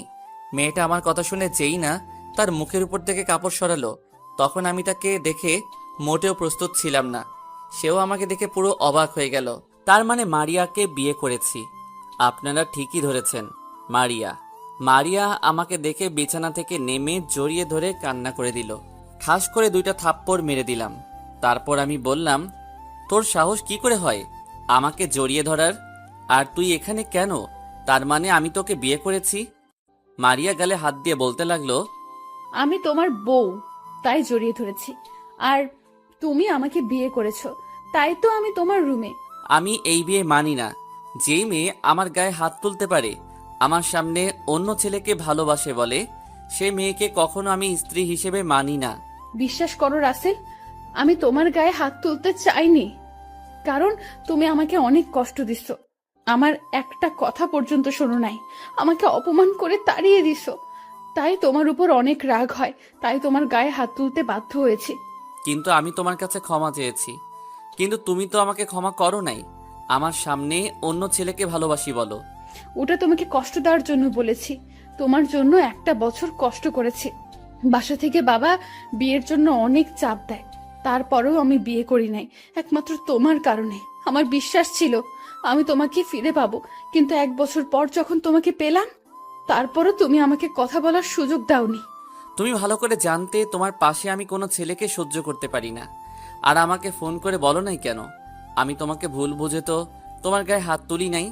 তাহলে তুমি কেন আমার গায়ে হাত তুললে? আমি জানি তুমি আমার সাথে কোনো ছেলেকে সহ্য করতে পারো না, আর আকাশ আমাকে জোর করে বাইরে নিয়ে এসেছে, কিন্তু মামাতো ভাই বলে কিছু বলতে পারিনি। আর তুমি রাগ করবে তাই তোমাকে মিথ্যা বলেছি।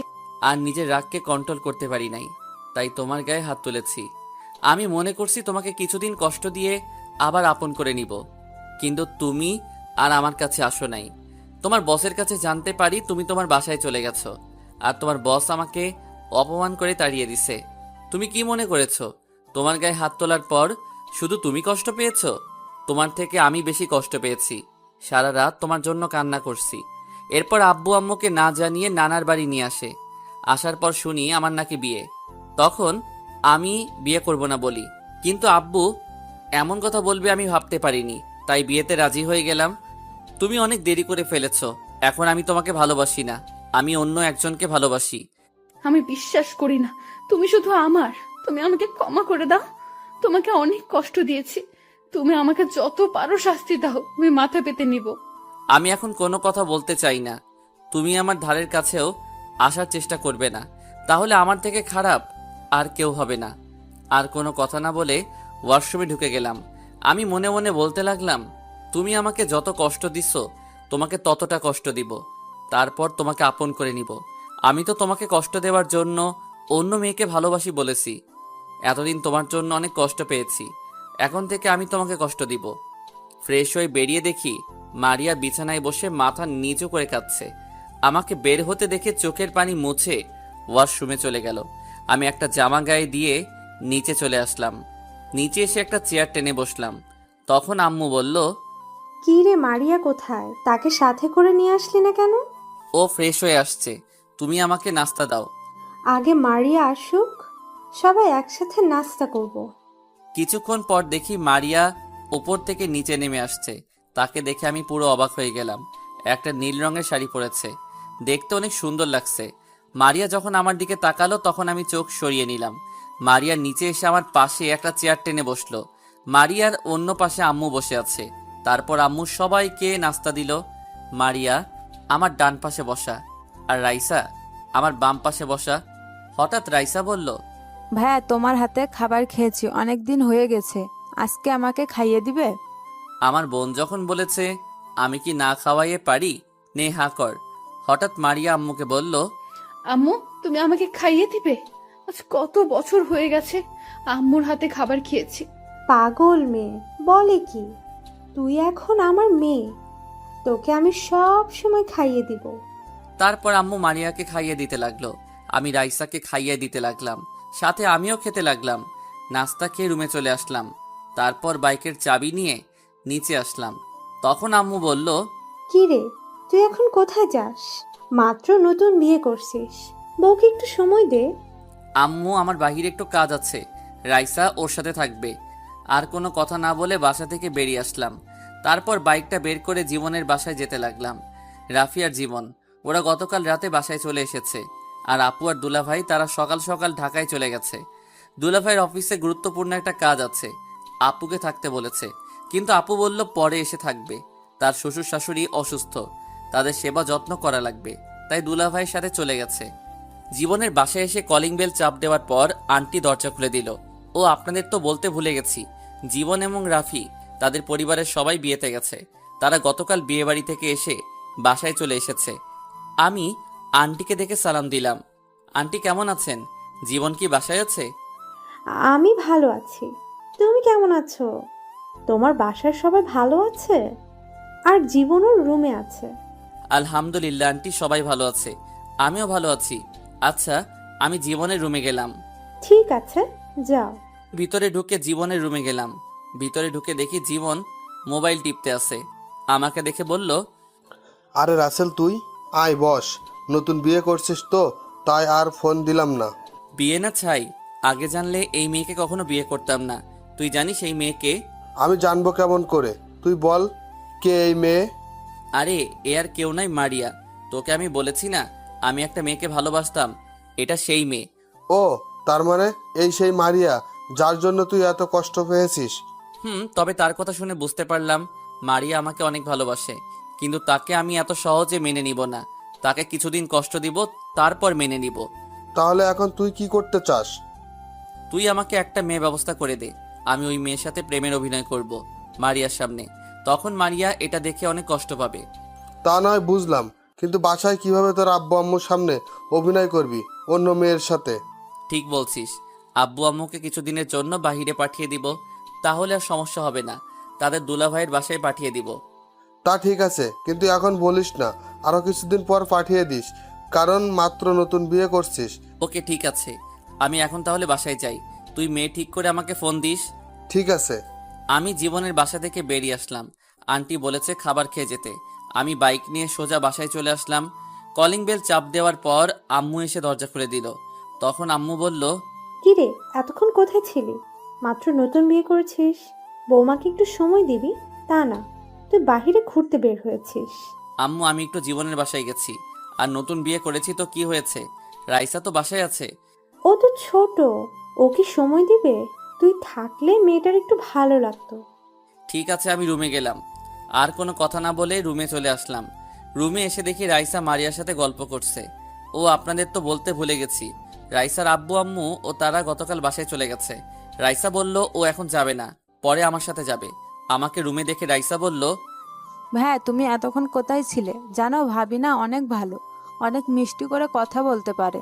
ভাইয়া একটু বাইরে কাজে গেছি, তোর সাথে পরে কথা বলবো। ভাইয়া এখন ফ্রেশ হয়ে একটু রেস্ট করব। তাহলে ঠিক আছে, আমি আম্মুর রুমে গেলাম। বলে রাইসা রুম থেকে বেরিয়ে গেল। আমি ওয়াশরুমে ঢুকে ফ্রেশ হয়ে বেরিয়ে এসে দেখি মারিয়া মনমরা হয়ে বসে আছে সোফায়। আমি বিছানায় গিয়ে শুয়ে পড়লাম। তোমার শরীরটা কি খারাপ? অসময়ে শুয়ে পড়লে যে? আমার শরীর ভালো না খারাপ সেটা কি তোকে বলবো? তুমি আমার সাথে এভাবে কথা বলছো কেন? আমি স্ত্রী, তোমাকে জিজ্ঞেস করতেই পারি। কিন্তু আমি তো তোকে স্ত্রী হিসেবে মানি না, আমি অন্য মেয়েকে ভালোবাসি। আমি তোকে ডিভোর্স দিয়ে বাসা থেকে বের করে ওই মেয়েকে বিয়ে করব। প্লিজ তুমি আমাকে ডিভোর্স দিও না। দরকার হয় তোমার বাসার কাজের মেয়ের মতো থাকবো, তবুও তুমি আমাকে বাসা থেকে বের করে দিও না। তোর সাথে কথা বলতে আমার ভালো লাগছে না, তুই আমার সামনে থেকে যা তো। মারিয়া কান্না করতে করতে রুম থেকে বেরিয়ে গেল। আমি মনে মনে বললাম, এমন কেমন লাগছে? আমিও কম কষ্ট পাইনি, তোমার জন্য অনেক কান্না করেছি। তো যাই হোক, রাতে সবাই একসাথে খাবার খেলাম। রুমে এসে বিছানায় শুয়ে মোবাইল টিপতে লাগলাম। কিছুক্ষণ পর মারিয়া রুমে আসলো। মারিয়া বিছানায় এসে শুয়ে পড়লো একপাশে। তখন আমি বিছানা থেকে নেমে সোফায় চলে গেলাম। তখন মারিয়া বলল, কি ব্যাপার, তুমি সোফায় গেলে কেন? বিছানায় এসে শুয়ে পড়ো। তোর সাথে আমি এক বিছানায় কখনো শুব না। প্লিজ তুমি আমার সাথে এরকম করো না। ঠিক আছে, তুমি বিছানায় শুয়ে পড়ো, আমি সোফায় ঘুমিয়ে পড়ি। তারপরেও তুমি বিছানায় শুয়ে থাকো। ঠিক আছে, তবে তুইও বিছানায় ঘুমাবি, কিন্তু মাঝখানে কোলবালিশ থাকবে। যদি রাতে উল্টাপাল্টা কিছু করিস তাহলে তোর কপালে শনি আছে। মারিয়ার মন খারাপ হয়ে গেছে। আমি আর কোনো কথা না বলে সোফা থেকে বিছানায় গিয়ে একপাশে শুয়ে পড়লাম। হঠাৎ মোবাইলটা বেজে উঠল। তাকিয়ে দেখি জীবন ফোন দিয়েছে। তারপর বিছানা থেকে নেমে বেলকনিতে চলে গেলাম। আমি ফোনটা রিসিভ করে বললাম, বল, কেন ফোন দিয়েছিস? মেয়ে একটা পেয়েছি, তবে মেয়েটা আমার ভালোবাসা এবং আমার মামাতো বোন সিমি। তাকে তোর বিষয়ে সব খুলে বলেছি, কিন্তু প্রথমে রাজি হয়নি। পরে সব কিছু বুঝিয়ে বলছি, তারপরে রাজি হয়েছে। ও, কিন্তু তুই যে প্রেম করিস আমাকে তো বললি না। তা কবে থেকে? বেশি দিন হয়নি, মাত্র 6 মাস হয়েছে। কি 6 মাস হয়ে গেছে আর তুই এখন আমাকে বলছিস? প্লিজ দোষ, রাগ করিস না। সিমি কাউকে বলতে মানা করেছে। এটা এখনো পর্যন্ত আমার পরিবারের কেউ জানে না। আচ্ছা ঠিক আছে, এখন আমি সিমির সাথে কথা বলতে চাই। আমি তোকে নাম্বার মেসেজ করে পাঠিয়ে দিব, আর এখন ফোন দিস না। ও এখন ঘুমিয়ে গেছে। সকালে ফোন দিয়ে তোর পরিচয় দিয়ে কথা বলবি এবং কোথায় দেখা করতে হবে সেটা বলে দিস। আচ্ছা ঠিক আছে, তাহলে এখন ঘুমা, কালকে কথা হবে। আল্লাহ হাফেজ। ওকে, আল্লাহ হাফেজ। ফোন কেটে দিয়ে রুমে চলে আসলাম। মারিয়ার চেহারা কেমন যেন হয়ে গেছে। অনেক কান্না করছে তো তাই। মনে মনে বললাম, তোমাকে এখন মেনে নিব না পাখি। আগে তোমাকে আরো কিছুদিন কষ্ট দিব, তারপর আপন করে নিব। আমি বিছানায় এসে শুয়ে পড়লাম। সকালে ঘুম থেকে উঠতেই বুকটা কেমন ভারী ভারী লাগছে। চোখ খুলে দেখি মারিয়া আমাকে জড়িয়ে ধরে আছে। এমনভাবে জড়িয়ে ধরে আছে মনে হয় শান্তির জায়গা খুঁজে পেয়েছে। তার চেহারা দেখে কেমন যেন মায়া লাগছে। তাই কিছু না করে তার হাত ছাড়িয়ে বিছানা থেকে উঠে ওয়াশরুমে চলে গেলাম। ফ্রেশ হয়ে বেরিয়ে দেখি মারিয়া উঠে গেছে। আমাকে বের হতে দেখে বিছানা থেকে উঠে ওয়াশরুমে চলে গেল। আমি একটা জামা গায়ে দিয়ে নিচে চলে আসলাম। কিছুক্ষণ পর মারিয়া নিচে আসলো। সবার সাথে নাস্তা করে বাসা থেকে বেরিয়ে সিমির নাম্বারে একটা মেসেজ দিলাম, আর এটাও বলে দিলাম আমি জীবনের বন্ধু, আর কোথায় আসতে হবে সেটাও মেসেজ করে দিলাম। সিমি ওকে বলে মেসেজ করলো। আমি বাইক নিয়ে রেস্টুরেন্টে চলে গেলাম। ভিতরে ঢুকে একটা টেবিলে বসে সিমির জন্য অপেক্ষা করতে লাগলাম। প্রায় 10 মিনিট পর একটা মেয়ে আমার সামনে আসলো। মেয়েটাকে দেখে আমি পুরো অবাক হয়ে গেলাম, আর মেয়েটাও আমাকে দেখে অবাক হয়ে গেল। তার মানে সিমি জীবনের মামাতো বোন। আপনারা হয়তো ভাবছেন আমি সিমিকে চিনি কি করে। আসলে সিমি, আমি ঢাকায় যে অফিসে চাকরি করতাম, সিমিও ওই অফিসে চাকরি করত। মারিয়ার সাথে ভুল বোঝাবুঝির পরে তাকে আর দেখি নাই। মারিয়াকে ভালোবাসার পর অফিসে তেমন মেয়েদের সাথে কথা বলতাম না। সিমি আমাকে দেখে বলল, আরে রাসেল, তুমি এখানে? তার মানে জীবন তোমার বন্ধু? আমারও একই প্রশ্ন, তুমি এখানে কেন? তুমি অফিস থেকে কোথায় চলে গেছো? আসলে বাবা হঠাৎ অসুস্থ হয়ে পড়ে, তখন বসের থেকে ছুটি নিয়ে বাসায় চলে আসি। এরপর আব্বু আমাদের ঢাকায় আসতে দেয় নাই। ও, তা তোমার আব্বু আম্মু কেমন আছে? এখন তাহলে কি করো? এখন তেমন কিছু করি না। আর তোমাকে একটা সত্যি কথা বলি, ওই দিন তোমাকে আমি ফোন করে বলেছি, কারণ ওই দিন আমি বাড়িতে যাওয়ার সময় মারিয়াকে অন্য ছেলের সাথে দেখি। আমি জানি তুমি মারিয়াকে ভালোবাসো, তোমাদের দুজনকে একসাথে দেখেছি, তাই মারিয়াকে চিনতে কষ্ট হয়নি। ওখানে একটা ভুল বোঝাবুঝি হয়েছে, কারণ ছেলেটা মারিয়ার মামাতো ভাই ছিল। তারপর সিমিকে সবকিছু খুলে বললাম। কি? মারিয়া তোমার গায়ে হাত তুলেছে? ও তো তোমাকে ভালোবাসে, তারপর কেমন করে পারলো তোমার গায়ে হাত তুলতে? যাক সে কথা, এখন সেই মারিয়া আমার বউ। তবে তার কথা শুনে বুঝতে পারলাম এখনো মারিয়া আমাকে ভালোবাসে, কিন্তু আমি তাকে এত সহজে মেনে নিব না। তাকে অনেক কষ্ট দিব। তাহলে আমাকে এখন কি করতে হবে? এখন আমি তোমাকে যে কোনো সময় ফোন দিব, তখন তুমি আমার সাথে প্রেমের অভিনয় করবে। এতে মারিয়া অনেক কষ্ট পাবে। আচ্ছা ঠিক আছে, তুমি যেভাবে বলবে আমি সেভাবেই করব। তবে বেশি কষ্ট দিতে গিয়ে আবার মারিয়াকে হারিয়ে ফেলো না। না, এমনটা কখনো করব না। আগে কিছুদিন কষ্ট দেব, তারপর ভালোবাসা দিয়ে সব কষ্ট দূর করে দিব। আরও কিছুক্ষণ কথা বলার পর সিমি চলে গেল। আমি বসে না থেকে বাসায় চলে আসলাম। এভাবে দেখতে দেখতে 10 দিন চলে গেল। আমি এখন অফিসে যাওয়া আসা করি। সিমির সাথে মারিয়ার সামনে মোবাইলে কথা বলি। এত মারিয়া মনমরা হয়ে থাকে, আমাকে কিছু বলে না, শুধু কান্না করে। আজকে সকালে আব্বু আম্মুকে আপুর বাসায় পাঠিয়ে দিছি। বাসায় আমি আর মারিয়া আছি। ও, আপনাদের তো বলতে ভুলে গেছি, রাইসাকে তার বাবা এসে নিয়ে গেছে, কারণ তার স্কুল আছে। সকালে আব্বু আম্মুকে বিদায় দিয়ে অফিসে চলে এসেছি।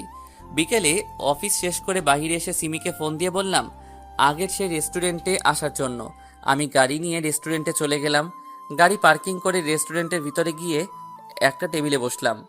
কিছুক্ষণ পর সিমি চলে আসলো। কেমন আছো রাসেল? আমি ভালো আছি, তুমি কেমন আছো? আলহামদুলিল্লাহ, আমিও ভালো আছি। তা কি জন্য রেস্টুরেন্টে আসতে বললে? আব্বু আম্মু আপুর বাসায় চলে গেছে। তোমাকে নিয়ে আজকে বাসায় যাব। কিছুক্ষণ মারিয়ার সামনে অভিনয় করবে, তারপর আমি তোমাকে বাসায় দিয়ে যাব। ঠিক আছে, চলো। তারপর দুজনে রেস্টুরেন্ট থেকে বেরিয়ে গাড়ি নিয়ে সোজা বাসায় চলে আসলাম। কলিং বেল চাপ দেওয়ার পর মারিয়া দরজা খুলে দিল। আমার সাথে সিমিকে দেখে অবাক হয়ে গেল। তখন সিমি বলল, বাবু, এই মেয়েটা কে? ও হচ্ছে আমাদের কাজের মেয়ে। কিছুদিন হয়েছে আম্মু রাস্তা থেকে নিয়ে এসেছে। ও ঠিক আছে, এই মেয়ে আমাদের জন্য কফি বানিয়ে নিয়ে আসো, আমরা রুমে যাচ্ছি। মারিয়া মাথা নিচু করে আমাদের সামনে থেকে চলে গেল। আমি আর সিমি ভিতরে ঢুকে নিজের রুমে চলে আসলাম। কিছুক্ষণ পর মারিয়া কফি নিয়ে আসলো। সিমি কফিটা মুখে দিয়ে কাপড়ে নিচে ফেলে দিল। তখন সিমি বলল, এটা কি কফি নাকি অন্য কিছু? এত ঠান্ডা কেন? কফি তো গরম ছিল। তুই আমার মুখের ওপর কথা বলিস? এখনই রুমটা পরিষ্কার কর। বাবু, তোমার আম্মু কেন যে এই রাস্তায় মেয়েকে বাসায় আনছে? ঠিক বলছো, এদের মতো মেয়েদের বাসা থেকে বের করে দেওয়া উচিত। শুধু পারছি না, আম্মু তাকে নিয়ে এসেছে। মারিয়া কোনো কথা না বলে কাপের টুকরোগুলো কুড়িয়ে রুম থেকে বেরিয়ে গেল। আমি জানি মারিয়া অনেক কষ্ট পেয়েছে। তারপর আমি বিছানা থেকে নেমে রুমের দরজা বন্ধ করে দিলাম। বিছানায় এসে গায়ের জামাটা খুলে ফেললাম। সিমিকে বললাম, তোমার ঠোঁটের লিপস্টিক আমার জামায় লাগিয়ে দাও। যদি মারিয়া আমার জামাইটা দেখে তাহলে সে ভাববে আমাদের মাঝে কিছু একটা হয়েছে। ঠিক আছে, দাও। সিমি তার ঠোঁট দিয়ে জামায় লিপস্টিক লাগিয়ে দিল। জামাটা গায়ে দিয়ে দুজনে রুম থেকে বেরিয়ে আসলাম। রুম থেকে বেরিয়ে এসে দেখি মারিয়া সোফায় বসে মাথা নিচু করে কান্না করছে। চলো বেবি, তোমাকে বাসায় দিয়ে আসি। আজকে কিন্তু অনেক মজা পেয়েছি, কালকে কিন্তু আবার আসবে। ঠিক আছে, আসবো। এখন চলো। আমি সিমিকে নিয়ে বাসা থেকে বেরিয়ে আসলাম আর সিমিকে তাদের বাসায় নামিয়ে দিয়ে নিজের বাসায় চলে আসলাম। কলিং বেল দেওয়ার পর মারিয়া এসে দরজা খুলে দিল। চেহারা দেখে বোঝা যাচ্ছে অনেক কান্না করছে, চোখ দুটো ফুলে আছে। নিজের কাছে খারাপ লাগছে। আমি কোনো কথা না বলে রুমে চলে আসলাম। ফ্রেশ হয়ে বিছানায় শুয়ে মোবাইল টিপতে লাগলাম। মারিয়া রুমে এসে বলল, খাবার খাবে না? তুমি যে শুয়ে আছো। আমি এখন খাবার খাবো না।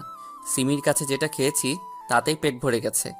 আসলে আমি আসার সময় রেস্টুরেন্ট থেকে খাবার খেয়ে এসেছি। মারিয়া বলল, বিয়ের আগে এসব করা কি ঠিক? তুই কিসের কথা বলছিস? আমি কি বলতে চাইছি সেটা তুমি বুঝতে পেরেছো। আমাকে ক্ষমা করে দেওয়া যায় না? আমি আর সহ্য করতে পারছি না। প্লিজ, তুমি আমার সাথে এরকম করো না। আমার অনেক কষ্ট হয়। তোমার সাথে কোনো মেয়েকে আমি সহ্য করতে পারি না। কষ্ট আমিও কম পাইনি। তোর জন্য প্রতিদিন রাতে কান্না করতাম।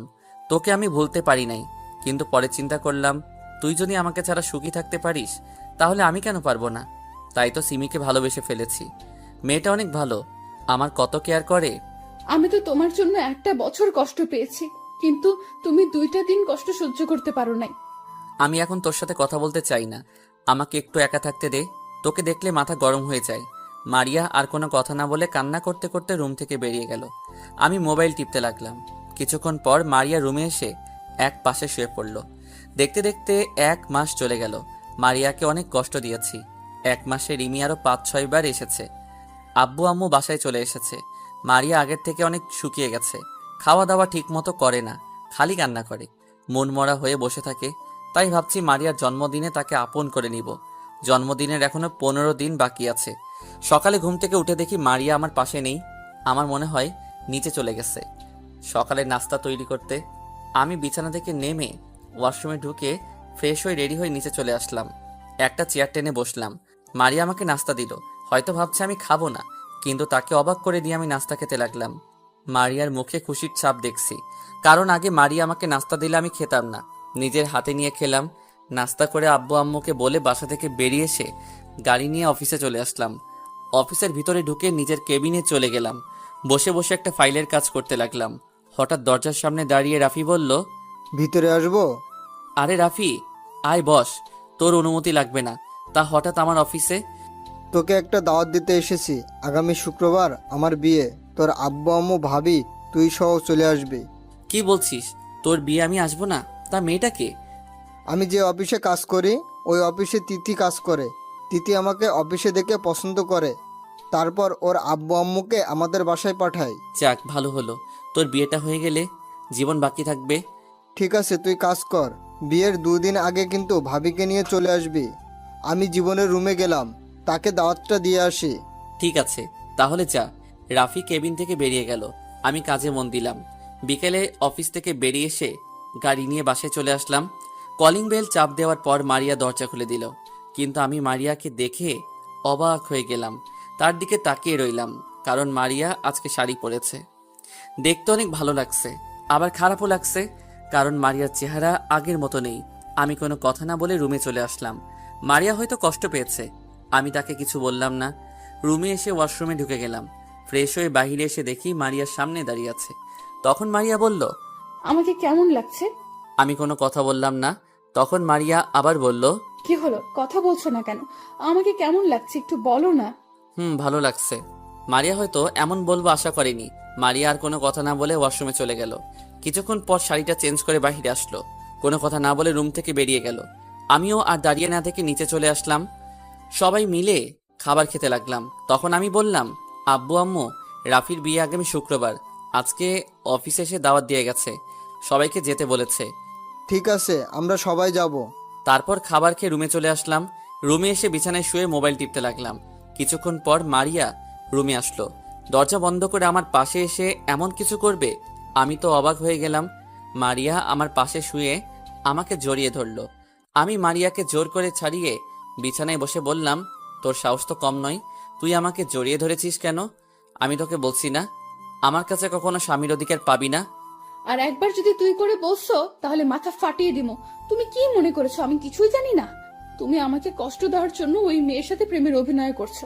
তোকে কে বলেছে আমি সিমিকে ভালোবাসি? সিমিও আমাকে ভালোবাসে। আমরা অভিনয় করব কেন? মনে মনে বললাম, মারিয়া কি সত্যিটা জেনে গেছে? ঠিক আছে, এখনই প্রমাণ দেখাচ্ছি। তোমার মোবাইলটা দাও তো। তোকে আমার মোবাইল দিব কেন? যেটা বলছি সেটা করো, তা না হলে আব্বু আম্মুকে ডাক দিব। আমি আর কোনো কথা না বলে মোবাইলটা মারিয়ার হাতে দিলাম। আব্বু আম্মুকে বললে বাসা থেকে বের করে দিবে।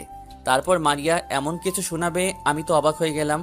মারিয়া আমাকে একটা রেকর্ডিং শোনালো, যেটাই আমি আর সিমি কথা বলছি মোবাইলে। এবার মারিয়া বলতে লাগলো, গতকাল রাতে তুমি ঘুমিয়ে যাওয়ার পর তোমার মোবাইল হাতে নেই। ভাগ্য ভালো ছিল মোবাইলে কোনো লক ছিল না। মোবাইলের ভেতরে ঢুকে কিছু পেলাম না, তাই বুদ্ধি করে অটো রেকর্ডিং চালু করে রেখেছি। তার মানে তুমি সব জেনে গেছো? সব জেনে গেছি। এবার আমাকে মাফ করে দাও।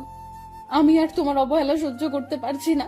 যদি তোমার কষ্ট দেওয়ার শেষ না হয় তাহলে তুমি নিজের হাতে দাও, তবুও আমাকে আপন করে নাও। ভেবেছিলাম তোমাকে কিছুদিন পর একটা সারপ্রাইজ দিয়ে আপন করে নিব, কিন্তু আমি আর পারলাম না। এসো বুকে। বলতে দেরি মারিয়া আমাকে জড়িয়ে ধরতে দেরি করে নাই। মারিয়া জড়িয়ে ধরে কান্না করতে লাগলো। তখন আমি বললাম, এই পাগলি, কান্না করো কেন? আমি আর তোমাকে কষ্ট দিব না, এবং তোমাকে ছেড়ে কোথাও যাব না। এবার যদি আমাকে ছেড়ে চলে যাও তাহলে আমি আর বলতে না দিয়ে ঠোঁট দুটো এক করে দিলাম। দুজনে দুজনকে জড়িয়ে ধরে কিস করতে লাগলাম। প্রায় 5 মিনিট পর ছেড়ে দিলাম। তখন আমি বললাম, আর একবার যদি মরার কথা মুখ দিয়ে বের করো তাহলে আমাকে হারাবে। না না, আমি তোমাকে হারাতে পারবো না।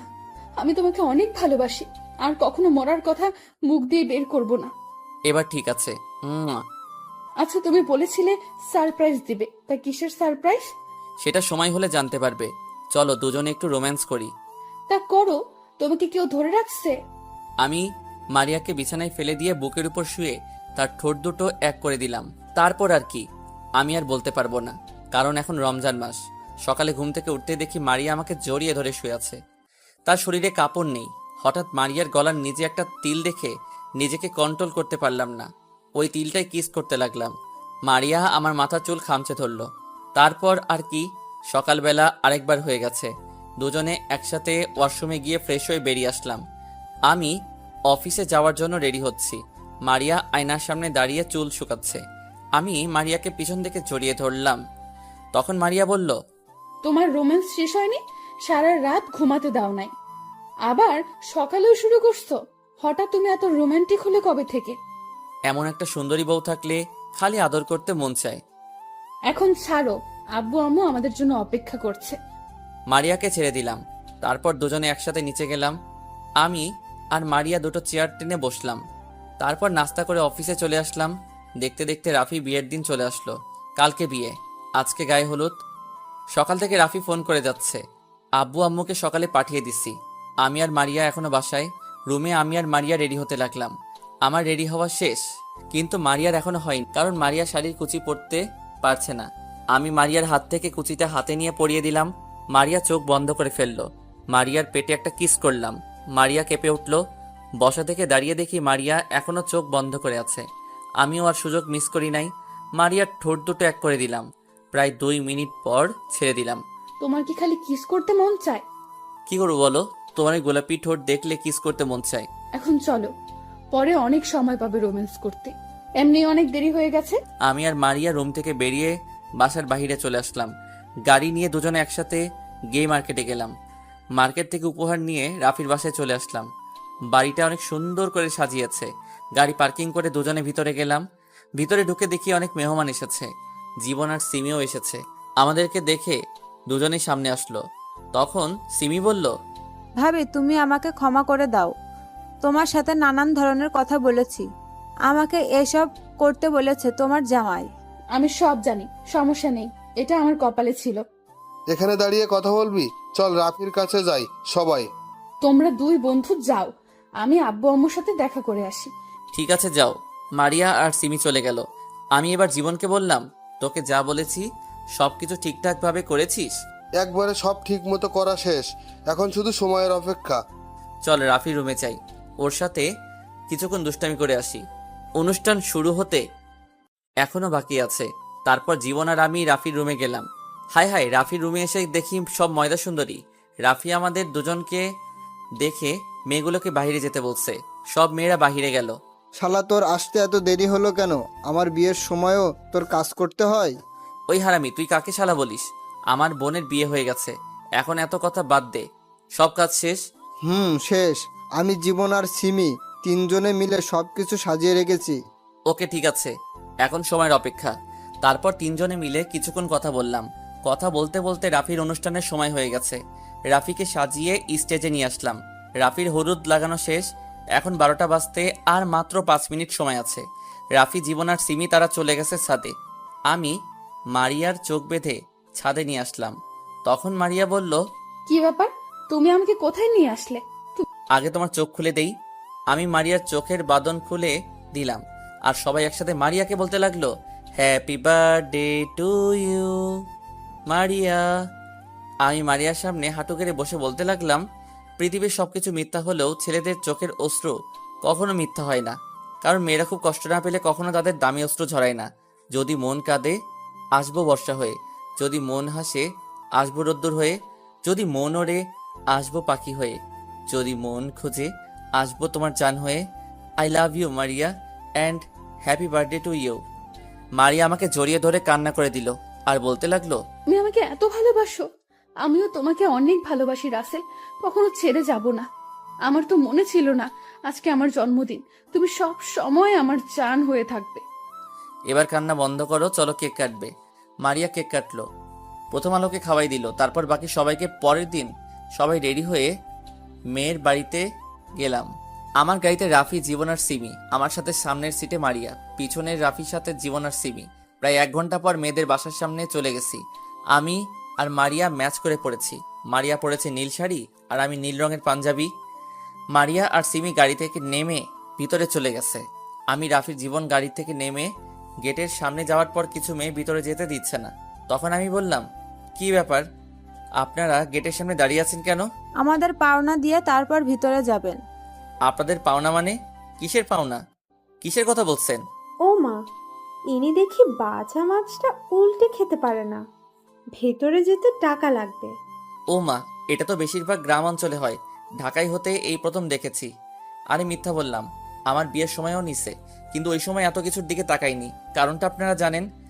তাড়াতাড়ি টাকা দেন, তা না হলে ভিতরে যেতে পারবেন না। আমি জীবনের কানে কানে বললাম একটা ডিল হাতে নিতে। জীবন আমার কথা মতো একটা ডিল দিল হাতে।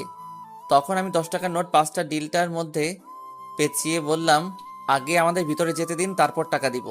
তাদের হাতের মধ্যে টাকা দেখিয়ে ওরা কি জানি চিন্তা করে গেট ছেড়ে দিল। আমি মেয়েদের হাতে টাকাগুলো দিয়ে দৌড় ভিতরে চলে গেলাম। আর মেয়েগুলো আমার 14 গোষ্ঠী উদ্ধার করছে পিছন থেকে। ভিতরে আসার পর হঠাৎ মারিয়া আর সিমিকে দেখি একটা ছেলের সাথে তর্ক বিতর্ক করছে। আমি তাদের সামনে গিয়ে বললাম, এখানে কি হয়েছে? আমরা ভেতরে আসার সময় এই ছেলেটা এসে সিমিকে ধাক্কা মেরে ফেলে দেয়। ভাইয়া আমি ইচ্ছা করে পালাই নাই, আমার সব কিছু কাজিন রং নিয়ে আমাকে দৌড়াইছে। তখন আমি দৌড়ে আসার সময় ওনার সাথে ধাক্কা লাগে, তারপর উনি পড়ে যায়। আমি ওনাকে সরি বলেছি, কিন্তু উনি আমার সাথে তর্ক বিতর্ক করেছে। ঠিক আছে, তুমি বলে যাও। আর তোমরা, ও তো সরি বলতেছে, তারপরও কেন ছেলেটার সাথে তর্ক করছো? সরি। ঠিক আছে, ভিতরে চলো। ভিতরে ঢোকার পর বিয়ে পড়ানো শেষ। তারপর সবাই খাওয়া দাওয়া করে মেয়েকে নিয়ে চলে আসি। রাফির বাড়ির সবার কাছ থেকে বিদায় নিয়ে আব্বু আম্মু আমি আর মারিয়া বাসায় চলে আসি। জীবন আর সিমি আজকে থাকবে রাফির বাসায়। বাসায় এসে কলিং বেল চাপ দেওয়ার পর কাজের বুয়া এসে দরজা খুলে দিল। আমি আর মারিয়া আমাদের রুমে চলে আসলাম। রুম থেকে ফ্রেশ হয়ে বাইরে আসার পর মারিয়া ঢুকলো ওয়াশরুমে। মারিয়া গেল ফ্রেশ হয়ে এসে বিছানায় শুয়ে আমাকে জড়িয়ে ধরে বলল, আজকে বিয়ে বাড়িতে দেখছি মা তাদের ছেলে মেয়েকে কি সুন্দর করে খাবার খাইয়ে দেয়। তো কি হয়েছে? আমিও মা হব, তুমি আমাকে একটা ছেলে দাও। আমি তোমাকে কোথায় থেকে ছেলে এনে দিব? মজা করে মারিয়াকে বোঝাতে চাচ্ছে না বসলে নাই, আমি এখন ঘুমাবো। বলে অন্যদিকে মুখ ফিরিয়ে শুয়ে পড়ল। আমি পিছন থেকে জড়িয়ে ধরে বললাম, তাহলে ছেলে আনার মিশনে নেমে পড়ি। এটা বলার সাথে সাথে মারিয়া আমাকে জড়িয়ে ধরল। লজ্জায় চেহারা পুরো লাল হয়ে গেছে। তারপর আর কি শুরু হয়ে গেল মিশন। এই মেয়েরা রোজা রাখেন নাই? আর কি দেখেন? রোজার সময়গুলো এগুলোর মানুষ দেখে না। সবাই খারাপ বলবে। ধন্যবাদ সবাইকে, পাশেই থাকবেন।